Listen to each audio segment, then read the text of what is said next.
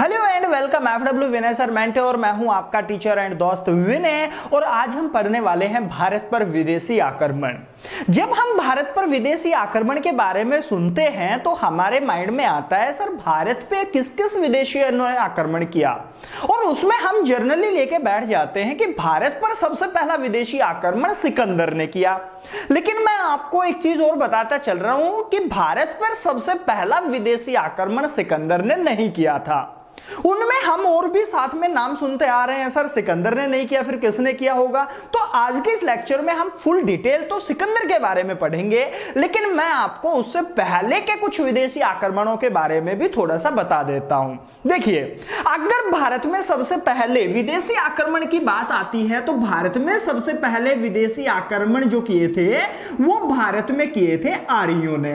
याद रखना, भारत के ऊपर विदेशी आक्रमण 1750 बीसी में किया था सबसे पहले, और वो किसका नाम आता है? आर्यों का नाम आता है। लेकिन हमारे पास एक दिक्कत है, क्योंकि हम कंपटीशन एग्जाम की तैयारी कर रहे हैं, और कंपटीशन एग्जाम के लिए मैं एक चीज बता दूं, हमारे लिए ये पॉइंट सही नहीं है। लेकिन आपसे जनरली कोई पूछे ना कि भारत पर पहला विदेशी आक्रमण किसने किया, तो रियलिटी है भारत पर पहला विदेशी आक्रमण किसने किया था? आर्यों ने। क्योंकि उसका क्या प्रूफ रहा है वो मैं आपको हल्का सा बता देता हूं। जब भारत में सिंधु सभ्यता चल रही थी तो आर्यों के भारत में आक्रमण हो जाते हैं और यहां की सभ्यता को चेंज किया उन्होंने, यहां के सिविलाइजेशन को चेंज किया, राजनीति को बदला। तो ध्यान रखना, प्रेजेंट टाइम पर नॉर्थ इंडियंस हम आर्य मान लेते हैं अपने आप को, इसलिए हम इन्हें आक्रमणकारी मानते हैं या नहीं मानते हैं, इसमें अभी हमारे हिस्टोरियन ही कंफ्यूज्ड हैं। तो मैं आपको पहले बता के चल रहा हूं, सबसे पहला विदेशी आक्रमण तो रहा है आर्यों का, लेकिन हम इसे कंपटीशन एग्जाम की दृष्टि से देखें तो आपने इस क्वेश्चन को याद नहीं करना है कंपटीशन एग्जाम के लिए। अब बात करते हैं, सर कंपटीशन एग्जाम में अगर इसको याद नहीं करेंगे तो फिर कंपटीशन एग्जाम के लिए क्या आएगा? मैं आपको सीधा बताता चल रहा हूं। ध्यान रखना, भारत पर सबसे पहले आक्रमण जब आर्यों ने किया तो हम इसे तो अवॉइड कर रहे हैं, लेकिन इसके बाद हम कंफ्यूज हो जाते हैं भारत पर दो आक्रमणों में। कौन कौन से दो आक्रमणों में? कि एक तो भारत पर ईरान ने आक्रमण किया था, ईरान वालों ने किया था, ईरानी आक्रमण हुए हैं, और एक भारत पर हुए हैं यूनानी आक्रमण, यानी कि यूनानी आक्रांता भी भारत में आते रहे हैं। इसके बाद हम जर्नली जिसका हमारे पास वेल प्रूफ है उसमें हम अरब आक्रमण पढ़ते हैं। यानी कि भारत में अगर मैं विदेशी आक्रमण की बात करूं तो इसके बाद नंबर आता है अरब का, और उसके बाद दिल्ली सल्तनत स्टार्ट हो जाती है। उसको मैं आगे पढ़ाऊंगा कि अरब आक्रमण में कौन था। जैसे नाम सुना होगा, मोहम्मद बिन कासिम सुना हो, मोहम्मद गजनवी आपने सुना होगा, मोहम्मद गोरी सुना होगा, दिस वो अरब इन्वेशन है। और बात करें उससे पहले तो भारत में यूनानी आक्रमण हम जानते हैं। लेकिन मैं आपको एक चीज और बता दूं, आर्यों के बाद और यूनानियों से पहले भारत में ईरानी आक्रमण भी हुए हैं। अब आपका माइंड घूम गया होगा, सर ईरानी आक्रमण हुए लेकिन नाम नहीं सुनने में आया कभी। मैं आपको बता देता हूं, भारत में सबसे पहले ईरान ने आक्रमण किया था 516 बीसी में। ध्यान रखना, ईरान के एक राजा होते थे जिसका नाम आपने सुना होगा। 516 बीसी में ईरान ने आक्रमण किया, और ईरान के राजा थे इस टाइम पर साइरस सेकंड। याद रखना, साइरस सेकंड, इसने भारत पर आक्रमण कर दिया, लेकिन वो सक्सेस नहीं हो पाया, इसलिए इस व्यक्ति को हम थोड़ा सा अवॉइड कर देते हैं। हम पढ़ते ही नहीं है कि भारत पर पहला विदेशी आक्रांता कौन था। हालांकि साइरस सेकंड था, लेकिन वो सक्सेस नहीं हो पाया आक्रमण, इसलिए आपने इसको याद रखना नहीं है। अब क्या होता है, इसके जाने के बाद 516 बीसी भारत पर एक व्यक्ति और आक्रमण करता है जिसका नाम आपने सुना होगा, दारा फर्स्ट। याद रखना, ईरान का व्यक्ति था दारा फर्स्ट। 516 बीसी में फर्स्ट आक्रमण अपना करता है, सक्सेस हो जाता है। जो आपने इंडिया का उस टाइम पर पार्ट था जिसमें आपने कंधार सुना होगा, कंबोज सुना होगा, उन एरिया पर दारा फर्स्ट अपना अधिकार जमाने में सक्सेस हो जाता है और वो जीत हासिल भी करता है। अब यहां पे अगर मैं इससे आगे की बात करूं तो इसी दारा फर्स्ट का नाम आपने अगर नहीं सुना है तो तो इसी को बोलते हैं ड्रायस या डैरियस कह सकते हो आप, ड्रायस फर्स्ट या डैरियस प्रथम। ये भी नाम अगर आपने नहीं सुना है तो इसे हम दाहिर भी कह सकते हैं, दाहिर भी कह सकते हैं। याद रखना ये एक ही व्यक्ति है जिसने भारत पर पहला आक्रमण किया था। और वो कौन सा विदेशी आक्रमण, कहां से था ये व्यक्ति? ईरान से था। ईरान को उस टाइम पर याद रखना रे फारस कहा जाता था। ईरान को क्या बोलते थे? फारस। तो आप माइंड में क्लियर करो क्वेश्चन क्या था कि भारत पर सबसे पहला विदेशी आक्रांता कौन है? तो भारत पर सबसे पहला विदेशी आक्रांता आर्य नहीं है, क्योंकि हम कंपटीशन एग्जाम की तैयारी कर रहे हैं। तो अब कौन हो गया? Cyrus second. साइरस सेकंड हम इसलिए याद नहीं कर रहे हैं क्योंकि उसका आक्रमण सफल हो नहीं पाया है। तो आपके इस क्वेश्चन का आंसर हो गया 516 बीसी में ही किया था दारा फर्स्ट, ड्रायस फर्स्ट या आपका दायर प्रथम जो थे उन्होंने यह आक्रमण किया था। तो अब क्वेश्चन क्लियर है ना कि भारत पर पहला विदेशी आक्रमण किसने किया था? तो ईरान ने, यानी कि फारस के राजा ने किया था। और वो कौन था? दारा फर्स्ट। लेकिन जब इस दारा फर्स्ट की अगर हम बात करते हैं, इसने पहला आक्रमण कर दिया, लेकिन इसके जस्ट बाद अगर बात करें तो फिर होते हैं भारत पर यूनानी आक्रमण, और उसमें हम वर्णन करते हैं 326 बीसी का। यानी कि 326 बीसी में भारत में एक व्यक्ति ने आक्रमण किया था जिसे हम सिकंदर के नाम से जानते हैं। अरे रियल नेम इसका अलेक्जेंडर रहा है। सिकंदर अपने गुरु अरस्तु से प्रेरित होकर के विश्व विजय करना चाहता था, लेकिन हालांकि सपना पूरा नहीं हो पाया उसका। उसने इंडिया में अटैक किया 326 बीसी में अटैक किया था। और 326 बीसी भारत पर जब सिकंदर आक्रमण करता है तो वो था भारत पर पहला यूनानी आक्रमण। तो कंफ्यूज नहीं होना है, ध्यान रखना। भारत पर सबसे पहला आक्रमण किसने किया था? ईरानियों ने पूछा जा सकता है, यूनानियों ने पूछा जा सकता है, या आपसे अरब वाला आक्रमण पूछा जा सकता है। तो आपको कंफ्यूज नहीं होना, याद रखना है भारत पर पहला जो आक्रमण था वो फारस राजा थे, ईरानी था। सेकंड आक्रमण यूनानी होता है, विदेशी, और उसके बाद होता है अरब आक्रमण। अरब आक्रमण को मैं अभी हाथ नहीं लगा रहा हूं, वो हम नेक्स्ट लेक्चर में कभी पढ़ेंगे। यूनानी आक्रमण में आज हमारा फोकस है सिकंदर, और 326 बीसी वो भारत पर अटैक करता है। लेकिन अब ये जितने भी विदेशी आक्रमण आपके सामने हैं, मैं आपको थोड़ा सा बताता हूं, क्योंकि कई बार एग्जामिनर क्वेश्चन डालता है कि ये जितने भी आक्रमणकारी आपके भारत में थे, विदेशी आक्रमणकारी, उन्होंने भारत में कौन से फ्रंट पर, यानी कि कौन सी सीमा पर आक्रमण किया। तो इसको मैं एक बार रब कर देता हूं, आप कॉपी कर लो। अब देखिए, अगर मैं भारत की बात करता हूं तो भारत में ध्यान रखना देश, ये जो आप भारत का मैप देख पा रहे हो वो कुछ डायरेक्शन में हम इस साइड मानते हैं। अगर मैं यहां पे नॉर्थ डायरेक्शन मानता हूं तो इस साइड आपका साउथ हो जाएगा, इस साइड हम बात करें तो ईस्ट डायरेक्शन है, और इस साइड हमारा वेस्ट डायरेक्शन है। जब हम बात कर रहे हैं 326 बीसी या 516 बीसी की, तो वो बीसी में घटनाएं हैं, इसलिए कंफर्म है कि उस टाइम पर जहाज का आविष्कार नहीं हुआ होगा। और जब जहाज का आविष्कार नहीं हुआ है तो आप सभी जानते हो कि मेरे भारत का जो ये वाला मैप का हिस्सा है, यानी भारत का ये वाला जो फ्रंट है वो वाटर फ्रंट है, यानी कि पानी उसकी बाउंड्री पे है, इसलिए कोई भी आक्रमणकारी पानी के माध्यम से नहीं आ सकता, क्योंकि जहाज का आविष्कार नहीं हुआ।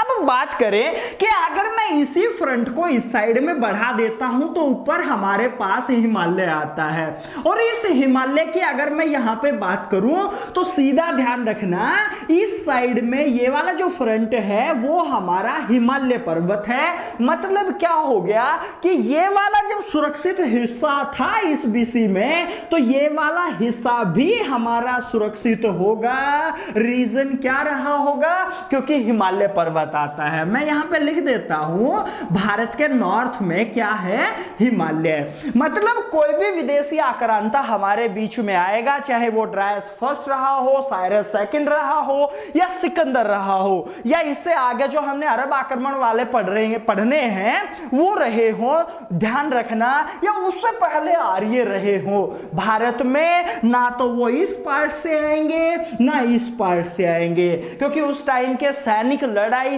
मैनुअली करते थे। और जब मैनुअली लड़ाई करेंगे तो आप थोड़ा सा ध्यान रखना, सैनिक लड़ाई लड़ने में अगर स्टेमिना चाहता है तो उसका स्टेमिना पहले वो खत्म नहीं करेगा, लेकिन अगर पहाड़ क्रॉस करेगा तो सैनिक का स्टेमिना खत्म हो रहा है और वो लड़ाई नहीं जीत पाएगा। यानी कि भारत में नॉर्थ वेस्ट जो हमारा सीमा फ्रंट है वो बिल्कुल खाली पड़ा था। लेकिन जब हमने इसको थोड़ा सा और जूम करके देखा तो हमें पता चला कि यहां पर एक पर्वत आता है, हिंदुकुश पर्वत। अब इसका मतलब क्या हो गया कि भारत का जो नॉर्थ वेस्ट फ्रंट है वहां पर हिंदुकुश पर्वत था, ऊपर हिमालय पर्वत है, नीचे आपका बंगाल की खाड़ी है, खंबात की खाड़ी है, और यहां पर आपका हिंद महासागर है। इसका मतलब भारत चारों तरफ से सुरक्षित था, इसलिए तो बोलते थे ना मेरे भारत को सोने की चिड़िया। याद रखना रे, भारत को सोने की चिड़िया इसलिए बोला जाता था क्योंकि भारत पर कोई विदेशी आक्रमण हो नहीं सकता था, जितना भी गोल्ड वगैरह था वो सारा अपने पास खुद रखे हुए था। लेकिन होता क्या है, जब भारत में विदेशी आक्रमण शुरू हुए तो मैंने पहले कहा ईरान आक्रमण, तो ईरानी आक्रमण में हमारा ईरान यहां पे आता है। अब ईरान की बात करें तो ईरान में वहां पर राजा और जगह कौन सी है, वो जो राजा चल रहे थे डेरियस फर्स्ट, फारस जगह थी वो। और एक और चीज मैं आपको बताता चलूं, जो फारस है ना वो विश्व की सबसे बड़ी रियासत मानी जाती थी। ध्यान रखना, अगर विश्व में सबसे बड़ी रियासत फारस पर कोई विजय प्राप्त कर लेता था तो ध्यान रखना उसे विश्व विजय का खिताब दे दिया जाता था, और यही लास्ट आगे चल के सिकंदर ने किया था। अब फारस की अगर मैं बात कर रहा हूं तो फारस अगर यहां पर राजा डेरियस आक्रमण करना चाहेगा, याद रखना उसके पास ये ऑप्शन नहीं है, ये वाला ऑप्शन नहीं है, ये ऑप्शन नहीं है, ये ऑप्शन नहीं है। लेकिन जब उन्होंने और थोड़ा सा देखा तो उन्हें पता चला कि हिंदकुश पर्वत और हिमालय पर्वत जहां पे आपस में मीट होते हैं ना, वहां पर एक दर्रा आता है जो आजकल के पाकिस्तान में है, और उसे बोला जाता है खैबर दर्रा। याद रखना, खैबर पास कहां पे है, एग्जाम में बहुत आता है रे। खैबर पास हमारे बीच जो हम पढ़ रहे हैं वो प्रेजेंट के पाकिस्तान में है, और इस खैबर दर्रे से ये एंट्री कर सकते थे। क्योंकि दर्रा क्या होता है, ध्यान रखना, दर्रा होता है दो पहाड़ों के बीच का जब टकराव होता है प्लेट टेक्टोनिक से, तो वो एज इट इज टकरा के ऊपर तो उठ जाते हैं, लेकिन ऐसे ही स्थिति में वापस खिसक जाते हैं तो बीच में एक दरार आ जाती है पहाड़ में, और उसे बोला जाता है पास, यानी कि दर्रा। और भारत में जो दर्रा रहा है वो कौन सा दर्रा था, एक फेमस खैबर, उस टाइम के भारत में था, प्रेजेंट के पाकिस्तान में है। अब यहां से सारे जितने भी व्यक्ति हैं, जो भी विदेशी आक्रांता हैं, वो भारत में कहां से एंट्री करेंगे, खैबर पास से। और खैबर पास कौन सी सीमा पे है, याद रखना नॉर्थ वेस्ट फ्रंट पे आता है। तो क्वेश्चन क्लियर हो गया ना कि विदेशी आक्रमण किसी का भी नाम लिख दे, भारत पर कौन सी सीमा पे आक्रमण करेंगे, कहां पे युद्ध लड़ते थे, तो वो ध्यान रखना आपका नॉर्थ वेस्ट फ्रंट है। और एंट्री कहां से करते थे, चाहे वो आर्य रहे हो या डेरियस रहा हो, साइरस सेकंड ने कोशिश की हो, सिकंदर रहा हो, याद रखेंगे खैबर पास से। और वेयर इज खैबर पास, फटाफट कमेंट कर दो रे मेरे को। नेक्स्ट बात करते हैं, जब यहां से खैबर पास से कोई व्यक्ति एंट्री करता था इस टाइम पे, तो मैं यहां पे बता दूं हमारे पास एक ऊपर नदी आती है, नाम सुना होगा सिंधु। सबसे पहले उसको सिंधु नदी क्रॉस करनी पड़ेगी। जब सिंधु नदी वो क्रॉस करके आगे चलेंगे तो ध्यान रखना यहां पर एक राज्य आता है जिसका नाम सुना होगा तक्षशिला। उस टाइम पे तक्षशिला जगह यहां पे थी।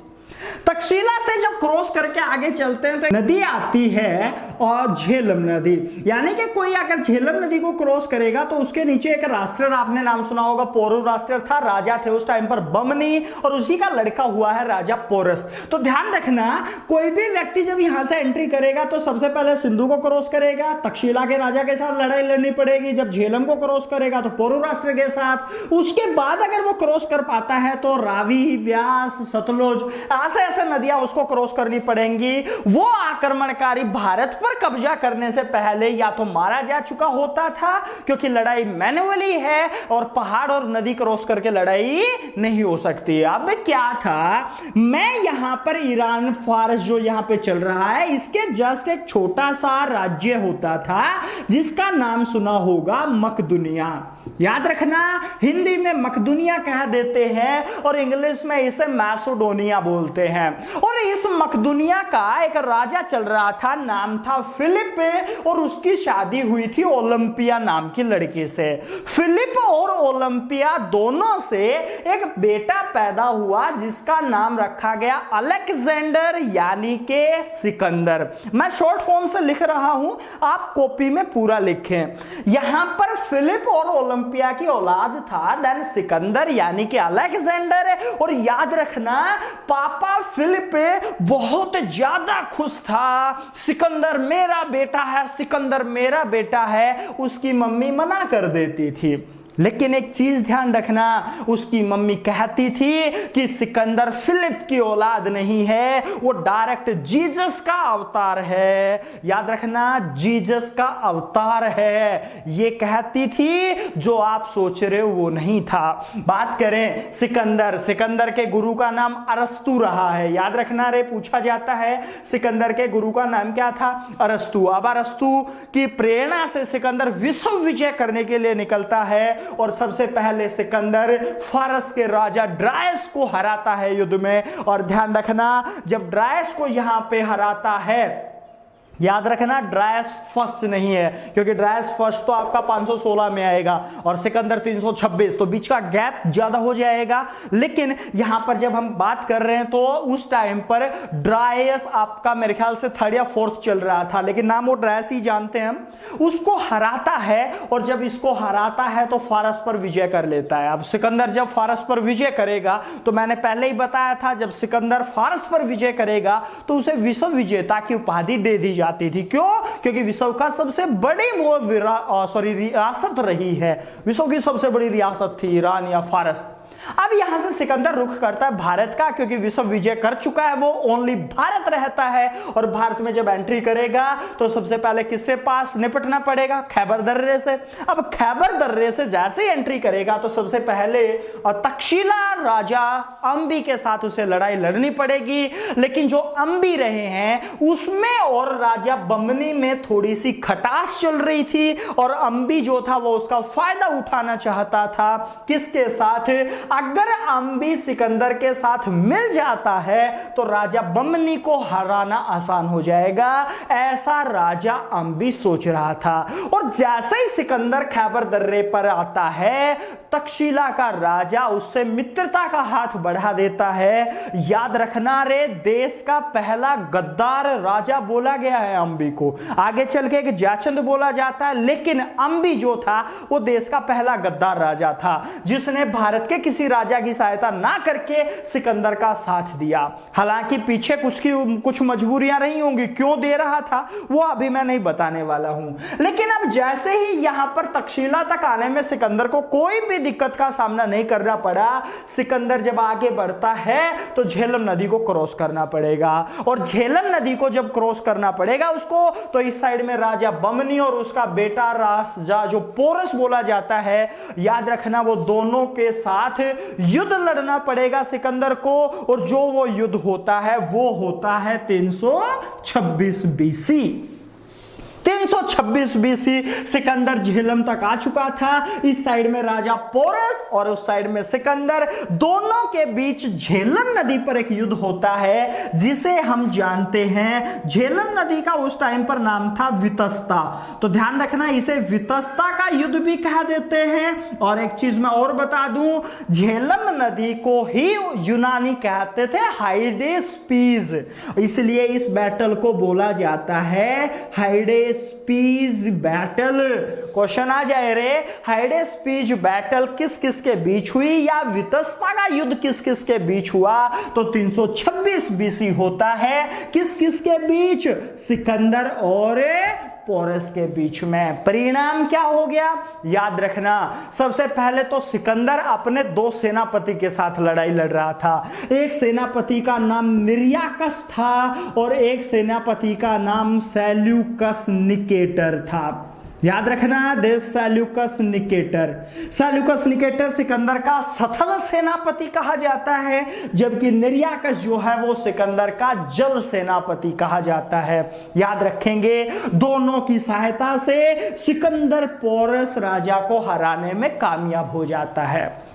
पोरस इसलिए हार जाता है रे क्योंकि भारत के किसी भी देश के, भारत के किसी भी रियासत का कोई राजा था जिसमें मगध का राजा धनानंद भी था रे, वो ध्यान रखना सिकंदर के साथ मिल जाता है और पोरस को धोखा देता है। अब यहां पे अगर मैं बात करूं तो राजा सिकंदर के साथ लड़ाई लड़ते हुए पोरस हार गया, लेकिन जब पोरस को सिकंदर के सामने प्रस्तुत किया गया तो पोरस से पूछा गया था सिकंदर के द्वारा कि तेरे साथ क्या सलूक किया जाए, तो सिकंदर के वो पोरस ने जवाब दिया था कि मेरे साथ वही सलूक करिए जो एक राजा दूसरे राजा के साथ करता है।